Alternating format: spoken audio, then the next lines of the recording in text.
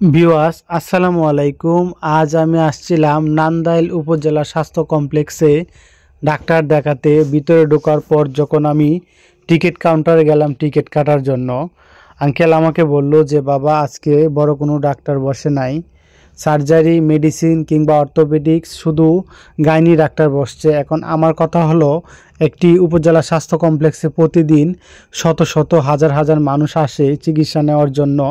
এখানে একজন দেখেন টিকিট কাটার পর টিকিট ফেলে চলে গেছে।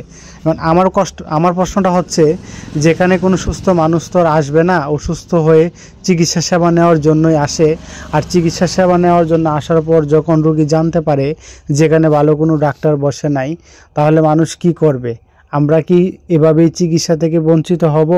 আমাদের এই ভোগান্তির শেষ কি কখনো হবে না? একটি উপজেলা হাসপাতালের অবস্থা যদি এই হয়, নিয়মিত ডাক্তার না বসে, তাহলে আমরা সাধারণ মানুষ কোথায় যাব? আমরা কোথায় থেকে সেবা গ্রহণ করব? চাইলেও তো আমরা বাহিরে প্রাইভেটে হাজার হাজার টাকা দিয়ে ডাক্তার দেখাতে পারবো না।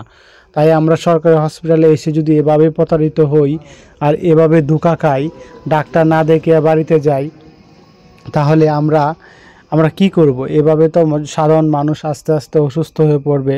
এখন আমার কথা হচ্ছে, এই নান্দাইল উপজেলা স্বাস্থ্য কমপ্লেক্সের যে এই অবস্থা, নান্দাইল কি এমন কোনো মানুষ নেই যে এটা নিয়ে কথা বলবে?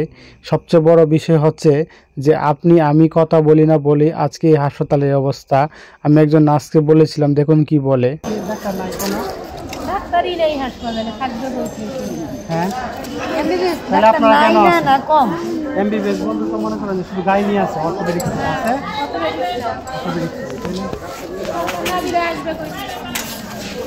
আমি নার্সদের জিজ্ঞাসা করার পর নার্সরা আমার সাথে উত্তর দিল যে এমবিবিএস ডাক্তার আছে কিন্তু খুব কম।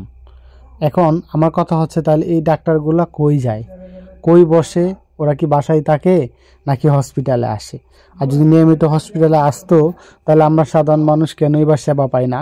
এখানে আমি না, আমার মতো এরকম অনেক মানুষ ঘুরে যাচ্ছে। এখানে সরকারি অনেক লোক আছে আশপাশে।